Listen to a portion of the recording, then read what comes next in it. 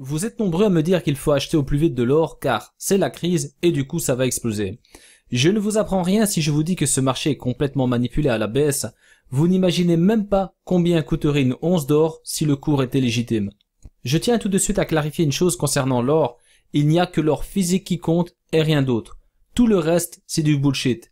Si vous investissez dans de l'or papier ou d'autres alternatives qui représentent de l'or, vous n'avez strictement rien, nada. C'est comme votre argent à la banque, il n'y a que l'argent palpable qui vous appartient. Bien que les marchés financiers soient gérés par des intelligences artificielles, je vais vous prouver à quel point l'analyse technique a son importance. Regardez ce graphique. C'est intelligent d'acheter de l'or maintenant? Dites-le moi en commentaire. Je vais vous dire clairement et objectivement comment un professionnel interprète ce graphique. À ce stade, il y a deux scénarios envisageables. Le premier est d'aller chercher une once d'or à 1327 $ et le deuxième, c'est de buter proche de la barre de 2500 $. Je vais vous dire en vulgarisant au maximum dans quel sens vont les probabilités. Sur ce graphique, chaque bougie représente un trimestre. Avec l'euphorie des années 70, le gold a marqué un plus haut historique à hauteur de 870 $. Il est ensuite parti dans une vague baissière qui a duré 22 ans et 3 mois. Ça a commencé avec des plus hauts de plus en plus bas pendant 17 ans et 9 mois. On a eu droit à une belle purge ensuite de 4 ans et 6 mois. Et c'est seulement à partir d'ici qu'on a commencé à avoir des confirmations de reprise. Pour que vous preniez plus conscience de ce long cycle baissier, il a débuté en 1980. Pour info, j'étais pas encore né. Et il s'est terminé en juillet 2002. Je ne parle pas des spéculateurs, mais toutes les personnes qui ont investi pendant cette période en mode investisseur pour générer une plus-value quelques années plus tard, elles n'ont pas tenu compte des confirmations que nous donne l'analyse technique ou elles ont été mal conseillées. La première confirmation que nous avons eue était ici en avril 2002 avec une réintégration au-dessus de la vieille zone de support qui a fait office de résistance pendant 4 ans et 6 mois. Sur le chandelier japonais à l'échelle annuelle où chaque bougie représente une année, on remarque que nous avons eu une confirmation très forte si je tiens compte uniquement des clôtures. Je vais d'ailleurs épurer le graphique pour que vous compreniez mieux. Pour cela, je vais par exemple switcher sur la droite. Ensuite, je vais tracer une oblique en respectant parfaitement les 3 points de contact. Et regardez, nous avons eu aussi la confirmation annuelle pour profiter de ces longues années de hausse. Tout ça pour vous dire que si vous prenez le temps d'attendre les confirmations, vous allez toujours investir au bon moment. Vous n'allez pas attendre 10 ans, 15 ans, 20 ans pour générer une plus-value sur votre investissement. J'ai pas envie de dire directement, mais au moins dans les années qui vont suivre. Car il y en a beaucoup qui investissent dans des marchés sans tenir compte de cela. Et du coup, les capitaux sont bloqués pendant 5 ans, 10 ans, 15 ans, 20 ans sans réellement générer une plus-value sur cet investissement.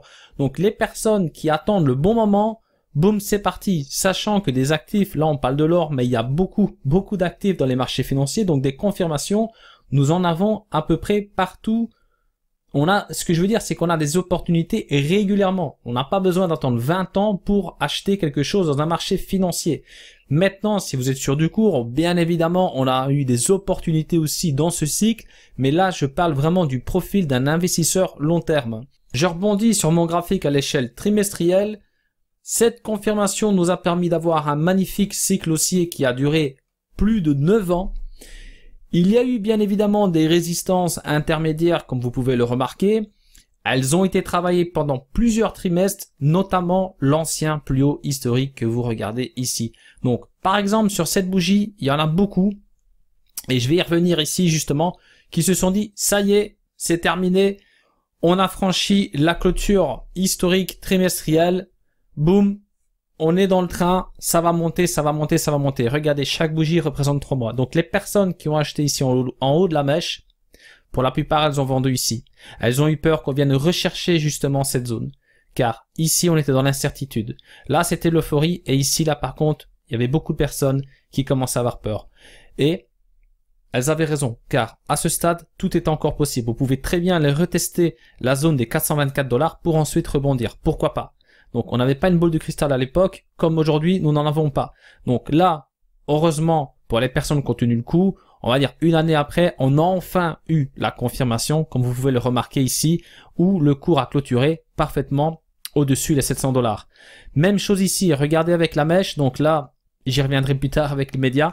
Regardez cette bougie, là on a clôturé directement au-dessus, donc on a eu vraiment la confirmation du plus haut historique. Donc je parle du bout de cette mèche à hauteur de 869 $.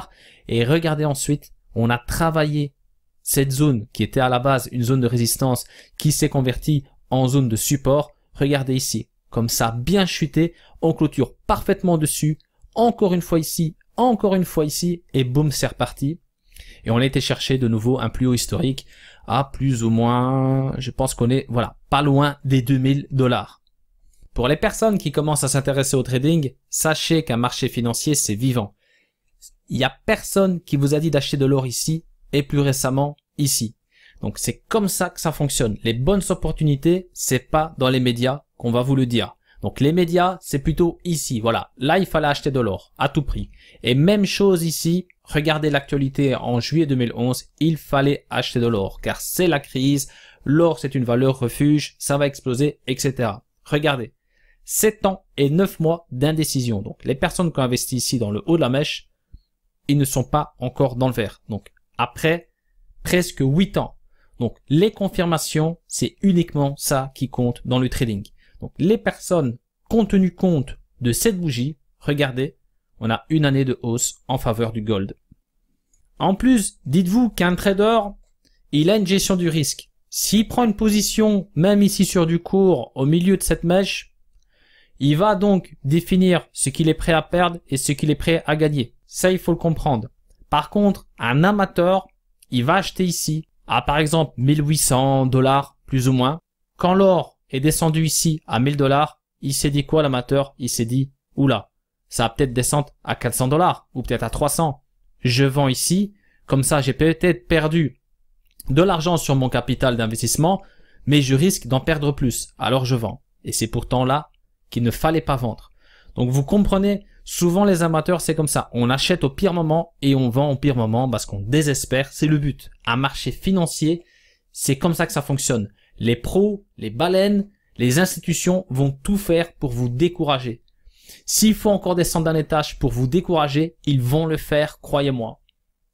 Pourquoi je parle des confirmations? Regardez ici, on remarque clairement qu'après cette chute, on a eu une zone qui a été travaillée à plusieurs reprises pendant de longues années.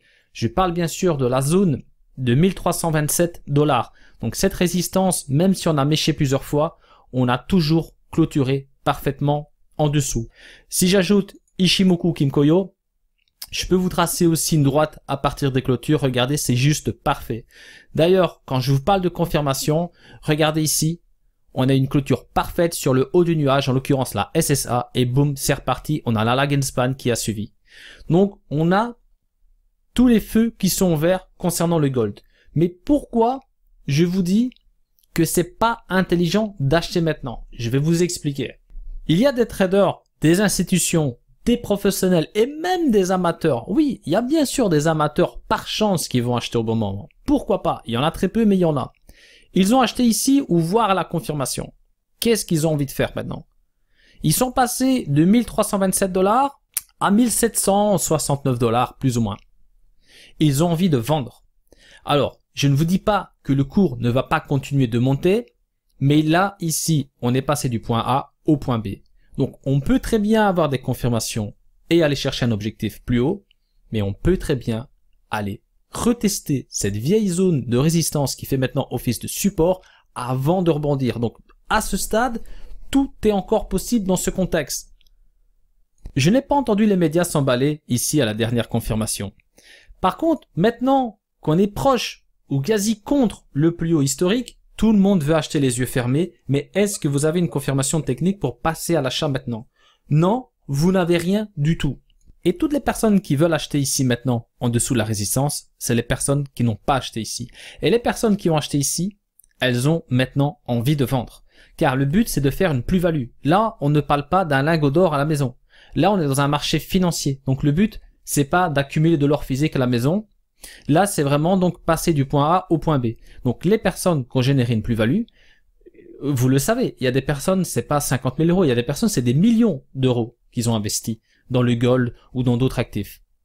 Maintenant, qu'ils sont ici, vous pensez qu'ils vont prendre le risque? Ils vont prendre le risque que ça retourne ici sur les 1327 $, ou vont penser qu'ils vont vendre? Ben moi, à leur place, je vends. Moi, je vends. Ça me dérange pas d'acheter plus cher. Imaginons, on a une confirmation ici plus haut. Ah ben, on achète à nouveau. C'est pas une question de prix, c'est une question de plus-value. C'est vraiment ça qu'il faut retenir. C'est pas, oh, j'ai acheté du gold à 1300 ou à 2000 ou à 5000 ou à 10 000 ou à 50 000 ou à 100 000, peu importe le prix. Le but, c'est générer une plus-value sur votre capital d'investissement. Je vous rappelle que je ne parle pas de l'or physique. Donc l'or physique, c'est autre chose. Donc ça, j'en parlerai un petit peu en fin de vidéo. Ça n'a strictement rien à voir. Là, si vous êtes dans un marché financier, je suis désolé, c'est pas pour acheter de l'or et le stocker chez vous. Là, c'est vraiment pour avoir de l'argent palpable. C'est pour générer du profit. Je vais rester objectif. Quand je regarde le graphique du gold dans son ensemble, qu'est-ce que je remarque? Je vois que quand on est venu chercher cette résistance qui était à l'époque historique, on l'a travaillé quoi? Un an, break. Même chose avec la mèche. On est passé au-dessus. Alors, dans la logique, il y en a beaucoup d'entre vous qui se disent, ok, bah peut-être à la rigueur, pour 2021, on break, on vient chercher une troisième fois cet oblique. Pourquoi pas? Mais sachez que l'historique d'un graphique, c'est important, ça reste un indicateur, mais ce n'est pas dit qu'on va reproduire le même schéma. Vous ne devez pas deviner ce qu'il va se passer en vous basant sur le passé, en vous disant, tiens, ah, il y a eu 5 bougies ici où ça a consolidé, ensuite ça break, donc à mon avis, dans 5 bougies, on va aller chercher ensuite l'oblique. Non, ce que vous avez besoin, c'est ça. Une confirmation, c'est ça. C'est ça que vous avez besoin. C'est des confirmations. Là, vous avez une confirmation? Non. Donc, ceux qui jouent à pile ou face, moi je suis sûr que ça va monter. Ben, si ça monte, vous avez raison, et si ça monte pas, vous avez tort. Donc, vous jouez à pile ou face. Quand on joue à pile ou face, on gagne et on perd. Moi, je ne joue pas à pile ou face. Moi, j'attends la confirmation. Je vais arriver plus tard que les personnes qui ont une boule de cristal, mais quand moi je vais me positionner, je vais faire de l'argent. Et si je n'en fais pas, car ça peut arriver, on est dans un marché financier où on peut des fois avoir une confirmation. Par exemple ici, on a eu la confirmation, même si c'est du trimestriel, pardon, on aurait pu très bien, malgré cette confirmation, retourner tout en bas. Pourquoi pas? Rien n'est sûr, mais les confirmations vous donnent plus de probabilité que arriver à l'aveugle. Ah tiens, j'ai vu à la TV que c'est intéressant d'acheter de l'or. Ah tiens, dans les réseaux sociaux, un influenceur, enfin peu importe, a dit qu'il fallait acheter de l'or. Vous comprenez, car si vous avez besoin qu'on vous dise ce que vous devez faire, vous allez perdre tout votre argent. Car ce n'est pas en suivant quelqu'un dans les réseaux sociaux que vous allez devenir riche. S'il vous plaît, il faut que vous preniez conscience de cela. Il y a énormément de mécanismes et de variantes à prendre en considération. Car même si là je regarde un graphique trimestriel et que je dois prendre une position après la confirmation, je vais regarder le mensuel, l'hebdomadaire et peut-être même le daily. Vous comprenez? Et en fonction des signaux et en fonction de l'avancée que je vais regarder sur tous mes écrans, notamment sur Ichimoku, le RSI, je peux avoir des divergences, je peux avoir un tas de choses qui vont me faire douter, où je vais me dire, attention, j'attends, j'ai un pullback encore en attente, etc., etc. Pour avoir une confirmation sur ce graphique, vous allez devoir attendre au minimum le 1er juillet pour savoir si le cours a clôturé au-dessus, car il peut monter et même briser cette résistance. Tant que la bougie est en mouvement, vous n'avez aucune garantie que le cours va bien clôturer au-dessus. Car j'en vois déjà, si le gold monte à 2000 voire 2500 $, mais qu'est-ce qu'il raconte lui, qu'il fallait faire attention, qu'il fallait attendre des confirmations? Oui, ça peut monter. Et tant mieux, si on clôture ici quelque part à 2000 $, on aura peut-être même un pullback ici pour les retardataires, et ensuite c'est reparti. Et là on va chercher la résistance.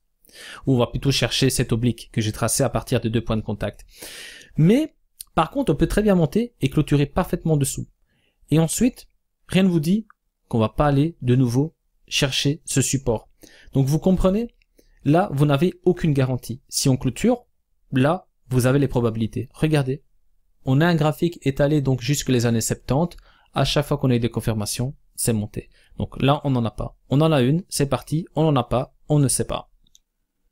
Comme vous avez pu le remarquer, je n'utilise pas 5 indicateurs et 5 oscillateurs. J'utilise uniquement Ichimoku Kinkoyo. Je me suis spécialisé dans cet indicateur que je trouve très pertinent. Au niveau oscillateur, j'utilise principalement le RSI. Et pourquoi je vous parle du RSI? Regardez, on a une zone de support qui était travaillée pendant toute la période baissière. Ici, je parle bien évidemment de la zone 40.6. Et j'attire surtout votre attention sur le break de cette zone. Regardez sur le RSI, on a clôturé et on a break parfaitement en avril 1997 et on a intégré cette zone de purge qu'à partir d'octobre 1997. Et même chose à la sortie. Ici, on a carrément le pullback même bien avant la confirmation. Donc le pullback, on l'a eu en octobre 2001 et la confirmation, on l'a eu seulement en avril 2002. Donc ici, par contre, c'est pile poil au même moment, donc ça corrobore parfaitement avec la confirmation. Donc on a eu la même chose sur le RSI, on l'a pas eu avant, mais regardez ici à quel point ça a été puissant. Donc le RSI va nous permettre d'avoir plus d'assurance, de confirmer donc la confirmation que nous avons sur le chandelier japonais, mais nous pouvons aussi des fois avoir des signaux donc un peu plus tôt ou dans certains cas aussi un peu plus tard. C'est comme ici, le cours s'arrête pile poil sur la barre de 1000 $. Pourquoi? Quelqu'un vous a dit d'acheter ici en octobre 2015? Non. Pourtant, c'est pas qu'on a eu une confirmation en octobre 2015, mais on a eu une alerte. Je vous explique. Sur le RSI, cette zone de support, elle a été travaillée depuis le tout début. Ensuite, elle a fait office de résistance. Et quand on a break cette résistance avec le pullback, boum, on a eu une grosse poussée qui a duré plus ou moins 10 ans. Alors, ici, on est venu buter pile poil sur le niveau 40.60 et regardez, c'est à partir de là que c'est remonté. Donc on a eu le plus bas, le bottom, il est ici, pile poil là. Donc pourquoi? Ça, ce n'est pas un hasard. On a eu une alerte, on est venu coller cette résistance, on la break, on a eu la confirmation. Mais les personnes qui ont eu, ou plutôt les personnes qui ont pris le risque d'acheter ici de l'or, c'était risqué car on n'avait pas encore de confirmation. Mais croyez-moi, aujourd'hui, ils ne sont pas en train de regretter car à l'inverse, il y en a beaucoup qui ont acheté ici et qui ont revendu carrément ici. Le RSI, il a tout dit. On intègre cette zone de compression, donc prudence, ça peut durer des années. On attend au moins d'aller chercher le bas. Donc pour les personnes qui ont pris le risque d'acheter tout en bas, très bien, sachant que on peut toucher le bas, mais on peut encore après le toucher une deuxième fois, une troisième fois, etc.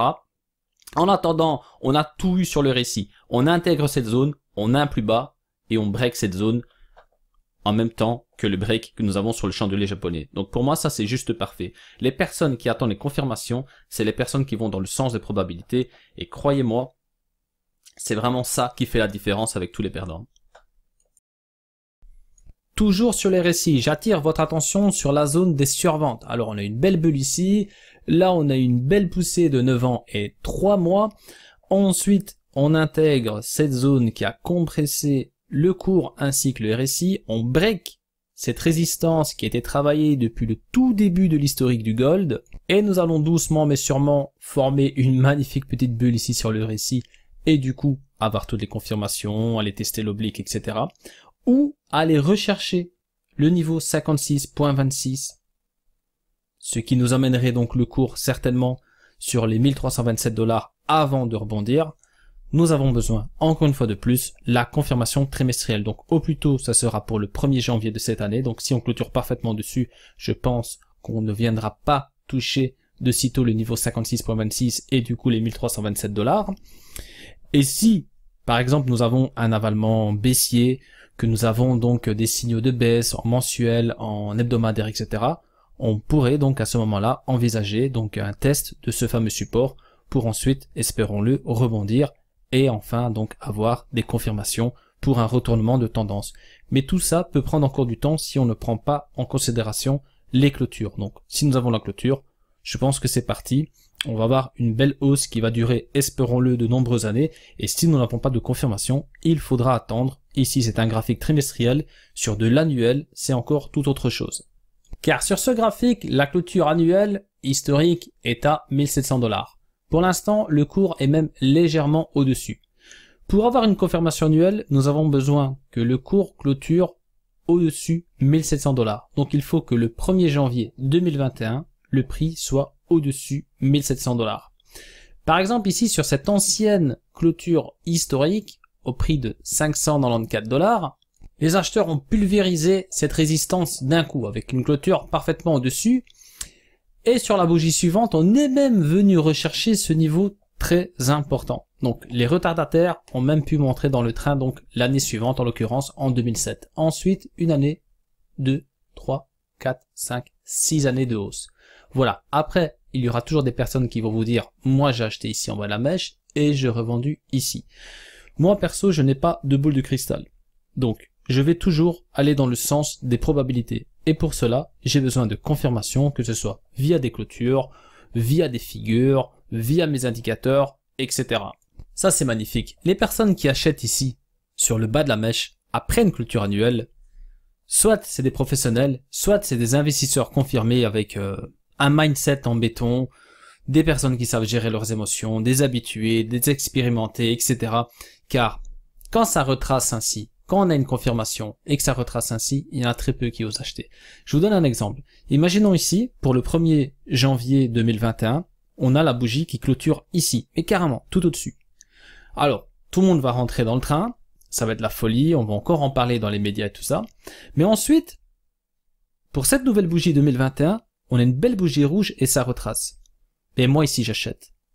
Ici j'achète. Parce que je me dis, j'ai ma confirmation annuelle, on est venu rechercher ce niveau très important, maintenant j'achète parce que j'ai ma confirmation avec moi. Donc j'ai les probabilités avec moi et ça va repartir et très très haut. Tout ça pour vous dire que pour l'instant il est impossible de dire avec certitude que ça va monter ou descendre, peu importe vos arguments, car c'est le marché qui décide. Vos envies ne font pas le poids face à la puissance d'un marché financier. J'en vois beaucoup faire des affirmations, mais vous jouez à pile ou face et vous avez une chance sur 2 d'avoir raison. Perso, je vais toujours aller dans le sens des probabilités, car je n'ai pas envie de me retrouver avec un capital bloqué pendant une dizaine d'années. C'est avec de l'argent que je fais de l'argent et j'ai plus qu'un manque à gagner si mes fonds se retrouvent bloqués parce que je n'ai pas respecté les principes fondamentaux du trading. Je ne tiens pas compte de cela concernant l'or physique, car il s'agit d'un patrimoine qui consiste à diversifier mes capitaux dormants pour de longues années sans avoir l'intention de vendre un jour. J'investis dans les marchés financiers pour faire de l'argent rapidement avec des opérations qui ne doivent pas dépasser 3 ans par exemple. Donc quand j'investis, j'ai pas envie que mon argent soit bloqué pendant 15 ans. J'espère que vous avez compris le message bienveillant de cette vidéo qui a pour but de vous faire prendre du recul afin de ne pas foncer tête baissée dans un marché sans le comprendre. Tant mieux si le cours ne fait que monter pendant 10 ans, je l'espère sincèrement, mais nous n'avons pas encore la confirmation trimestrielle et surtout annuelle. Merci pour votre attention. Si cette vidéo vous a plu et qu'elle vous a aidé à mieux comprendre comment cela fonctionne, laissez-moi un petit pouce bleu. Au passage, abonnez-vous à ma chaîne et activez la petite cloche. Prenez soin de vous, à très bientôt et restez prudents sur le marché.